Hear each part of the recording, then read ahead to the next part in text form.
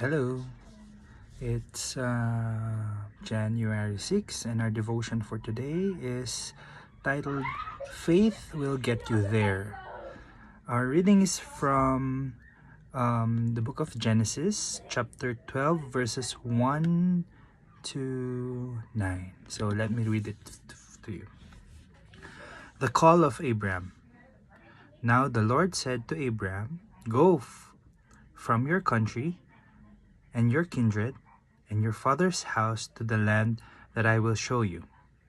And I will make of you a great nation. And I will bless you and make your name great, so that you will be a blessing. I will bless those who bless you, and him who dishonors you I will curse. And in your all families of the earth shall be blessed. So Abram went as the Lord had told him, and Lot went with him. Abram was 75 years old when he departed from Haran. And Abram took Sarai his wife, and Lot his brother's son, and all their possessions that they had gathered, and the people that they had acquired in Haran. And they set out go to the land of Canaan.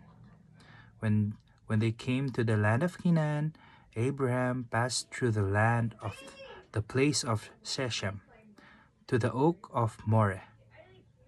At the time of Canaanites were in the land. Then the Lord appeared to Abraham and said, To your offsprings I will give this land. So he built there an altar to the Lord who had appeared to him. From there he moved to the hill country on the east of Bethel and pitched his tent with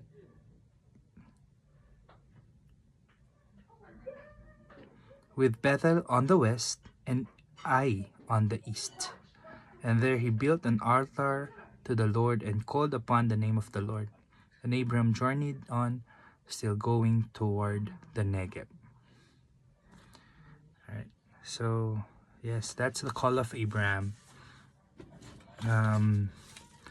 Actually, paano ko naintindihan yung verse ngayon is about trusting God kung tinawag na tayo. So that's why it's the title was Walk with.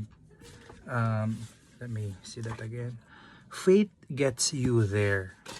So every time you have faith in God, we need to go out of our comfort zone to reach our goals.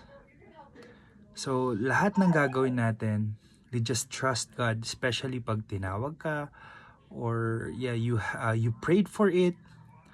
You need to trust Him, and He is very faithful, and siguradong He will make you fruitful, and from your children and from the children of your children's and from all of your generations. Ganyan si God. We just need to strengthen our faith to Him para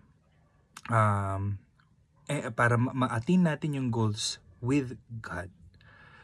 So actually yung going out of the comfort zone, or it's not literal na pag-alis sa isang lugar, like kunyari magtatrabaho sa abroad, well, pwedeng isang yan, pero mainly ito yung it's also a mindset, like letting go of your past.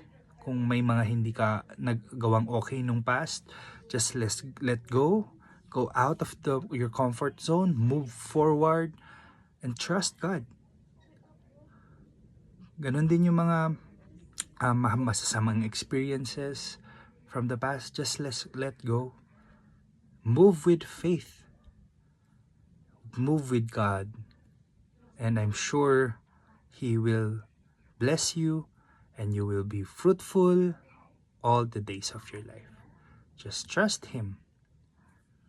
Walk with faith with Him. So let us pray.